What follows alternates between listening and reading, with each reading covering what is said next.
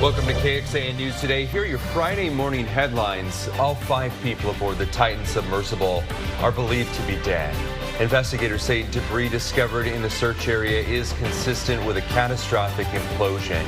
The U.S. Navy says it detected a sound consistent with an implosion around the time that the Titan lost communication.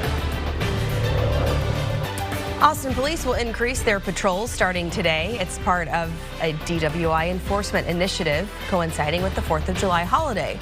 The no refusal period will continue each night until July 9th. That means that a judge will be on standby to get a warrant to draw the blood of any driver who refuses a breath test. The Williamson County Regional Animal Shelter is staying open late tonight to host its Cat's Pajama Adoption event. The shelter's offering free adoptions for all cats and kittens, and that is from 6 to 8 tonight. Breaking overnight, millions of dollars are going to go toward your children's teachers in Austin ISD, but the school is still fighting to have enough money next school year. Good morning, I'm Tom Miller. And I'm Erica Brennis. The school board after midnight approving a budget of nearly $2 billion, $1.82 billion to be exact.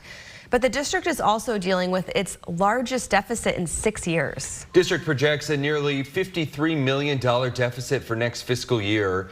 But during its meeting, it says it could save enough money to cover almost half of that, like through state funding and increased enrollment. More than half the money in the projected budget is going to go back to recapture, nearly $941 million. That's money it has to give to the state. Nearly $305 million is going to go toward teachers, costs for supplies and programs, and the rest is going to go toward other needs within the district. First warning weather with meteorologist Kristen Curry. Hey, good morning and happy Friday. We begin with a live look outside. Quiet conditions this morning, not seeing those storms and showers we had yesterday at this time. This is the view from the Indeed domain camera. A little bit of cloud cover out there, but dry skies from Mason to Fayette County. We are going to see very low rain chances today. It's only going to be an isolated storm or two later this afternoon and evening. So dry roads for your morning commute.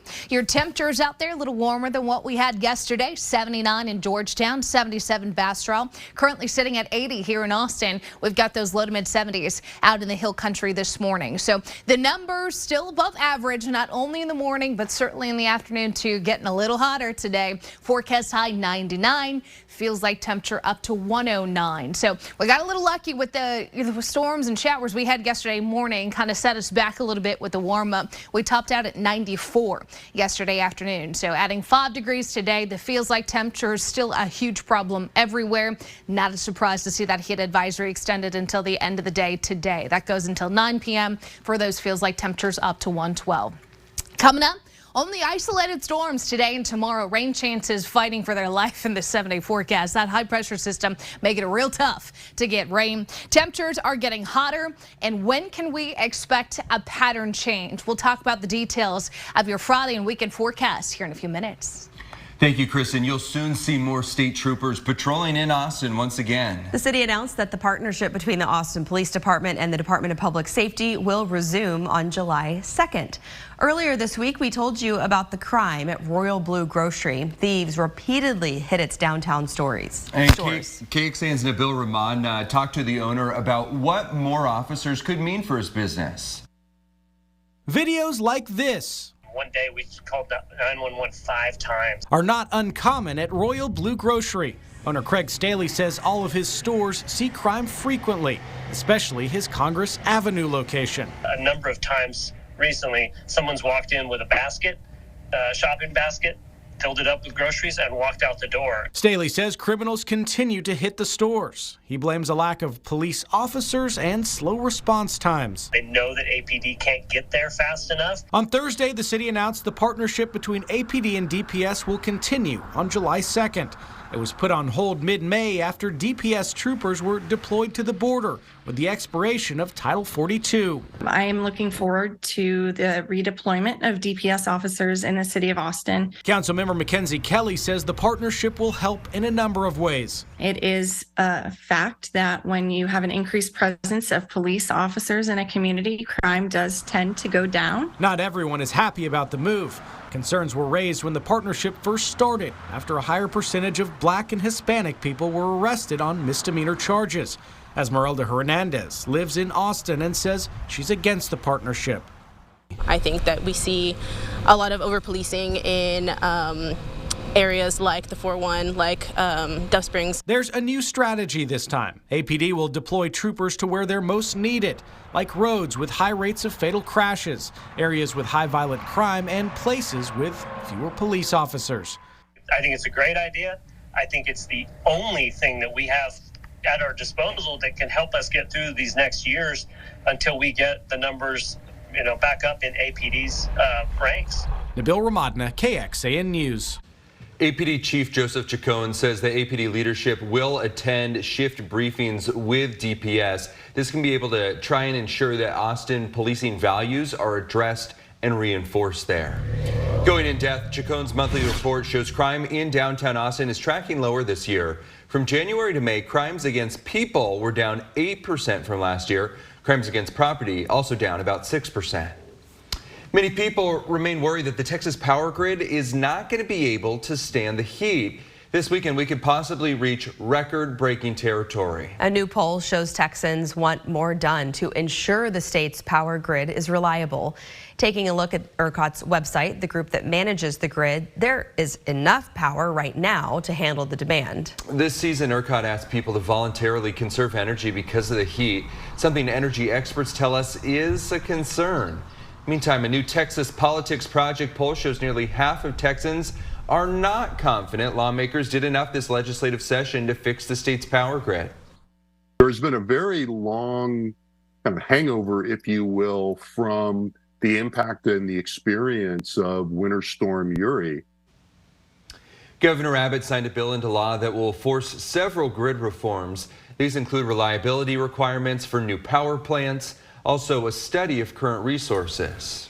So how do you help keep pressure off of the grid right now? That UT expert you just heard from says one option is to crank your AC in the morning when conditions are less tight and then bump your thermostat up and coast off of that during the afternoon. He says if you aren't home during the day and you don't have pets, bump the temperature up a couple degrees while you are away. A deadly tornado in West Texas, the little relief that could come today for people cleaning up in the area. New concerns over technology standards with TexTag, the state-run toll system operated by TxDOT. KXAN investigators uncovering more problems facing the Texas toll road system.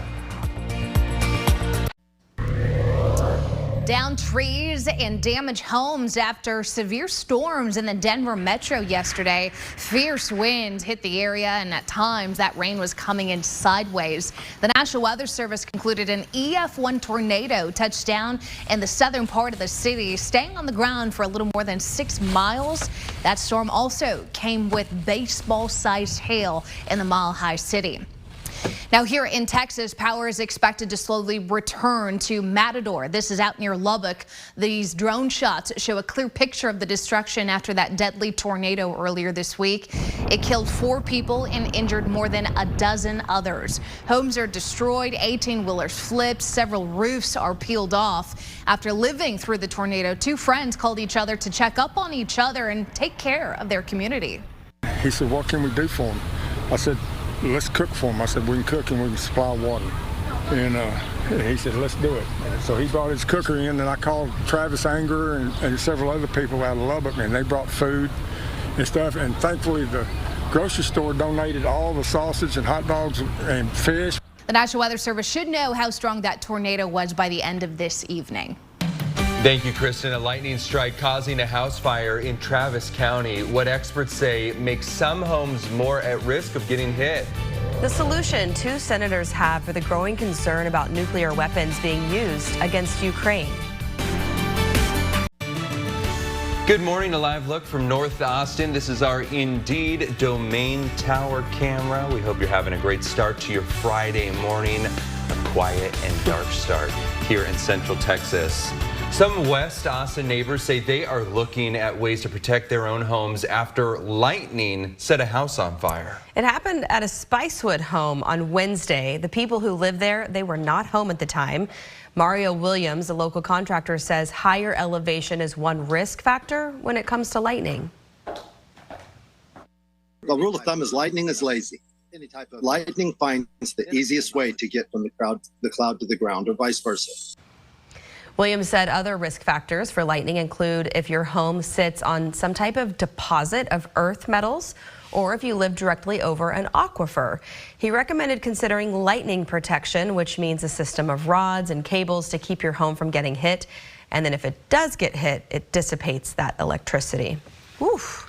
It's so one of those scary. things that doesn't happen often, but when it does, I mean, it can be devastating. And I will say there are more lightning fires as far as homes go here in Austin than I've ever seen in my career anywhere else in any city. And I don't know why that is. I think there's a lot of lightning here, and there's hills and elevation. And maybe the Edwards Aquifer, as he said, that can be, you know. That actually surprised me because that thing is way down there. So I wouldn't have put the two together. But I mean, we're not any stormier than Oklahoma. You know. I love that he said lightning is lazy. Well, that's not something that I would ever describe lightning as, but it makes sense that it just wants to go to the easiest, most you know, well, it's looking attractive for the tallest thing. It's looking for that's where it's easiest is the tallest thing. So you just want to make sure you are not the tallest thing out there. I'm not the tallest thing. Yeah. You want to at least the house is better than you. Let me show you what's going on with your forecast here because we shouldn't see a whole lot of lightning today. Your clouds and radar not showing anything that I'm concerned about this morning. Your temperatures upper 70s to low 80s, 80 in Austin, 79 in Georgetown, 73 in Llano. Temperatures are going to be comfortable. Humidity, not comfortable. This is really what's hurting us is the fact that it's so humid outside. We've got dew points in the 70s across central Texas. That's a tropical air mass just sitting there. And with the heat and the temperatures climbing, the combination is just bad. You've been feeling it recently. Yesterday was our one normal day of temperatures with that high only getting to 94. But I told you yesterday it was going to be brief, and I mean it because today we're back up to 99. Your feels like temperature 109. Our heat index topped out at 101 yesterday in Austin. So we are cranking up the heat a little bit more across central Texas today. Everybody likely to be above 105 with that feels like temperature. And that's why this heat advisory has been extended for yet another day. This is in place until 9 p.m. Likely to see this go into the weekend, if not even turn into an excessive heat warning for some as the temperatures get even hotter. Rain chances are fighting, but they're not going to have a whole lot of success. It's only a 10% chance for an isolated storm today. They're not expected to be anything of a big deal, not expected to be severe, not expected to be widespread, so no need to rearrange your Friday over that 10%. I would tell you, just as a forewarning, that high pressure system is getting closer to us this weekend and beyond. So that 99 today remains the coolest afternoon high, relatively speaking, in this 7-day forecast. We get up to 101 tomorrow, Sunday 103, 105 to 106, Monday, Tuesday, Wednesday and Thursday. The worst of this heat wave is still to come. Your overnight lows will stay in the upper 70s for the next 6 to 7 nights.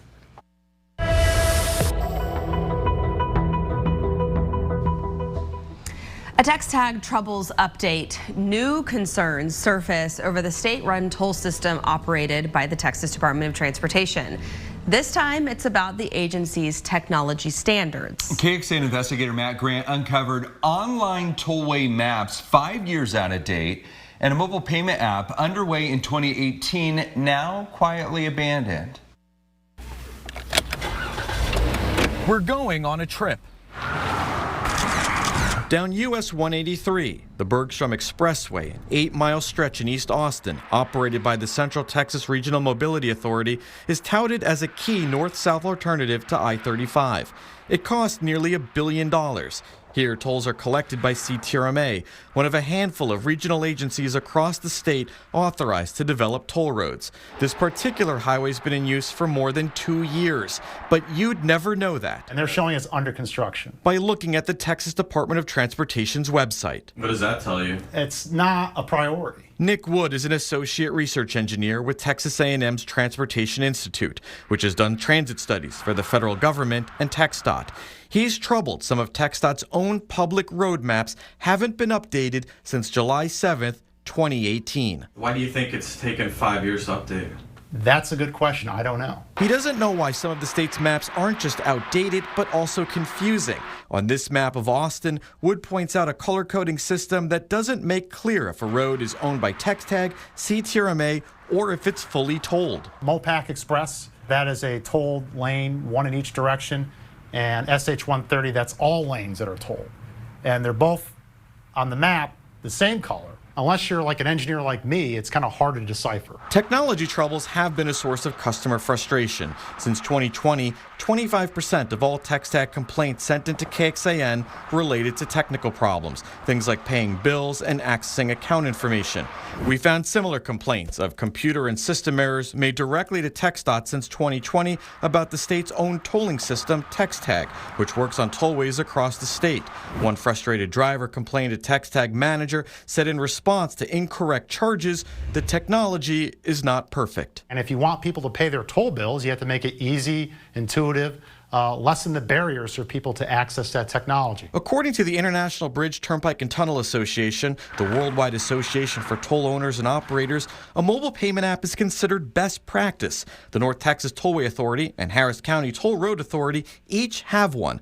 In 2018, one was in the works for TexTag. The CEO of the company, Payet, announced a partnership with TxDOT to build an app touting mobile is where citizens are, and it is important to the Department of Transportation to make resources available in the most modern, efficient way. So what happened?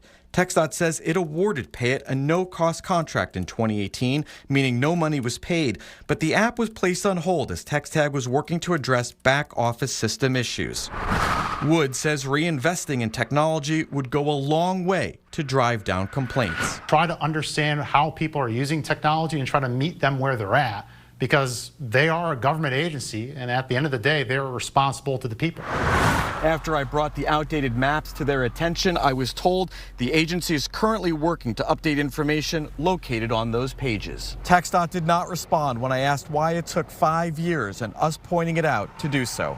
Matt Grant, KXAN Investigates. TxDOT says its app was placed on hold in 2020. The contract with Payet expired last year, and there are no plans to develop an app at this time. Payet did not respond to our calls for comment. We've been investigating this latest round of TexTag troubles for months. You can catch up on our complete coverage by scanning the QR code here on your screen with your smart device right now. Hundreds of people locally will soon have to start searching for a new job. More than 400 layoffs will happen in the Austin area this summer. A notice from the Texas Workforce Commission says 2 companies in Williamson County, one in Bastrop, are letting people go. Accenture, Nielsen, and Brainbridge and the Southeast Service Corporation are collectively cutting 425 employees. Those companies work in various industries like tech, home remodeling, and even some local schools. Comes after an already rough year of tech layoffs around the Austin area. Kelly Moreno with the Workforce Solutions Rural Capital Area says it's not uncommon for people to switch careers after getting laid off. Maintenance, tech, all kind, healthcare, everything like that. So there's a lot of different opportunities to earn and learn so that you can get paid, get a new skill set, and continue to grow your career. These layoffs are likely to be completed by mid-August. This is KXAN Sports, brought to you by Thomas J. Henry. Good morning to you. The beginning of a new era for the San Antonio Spurs.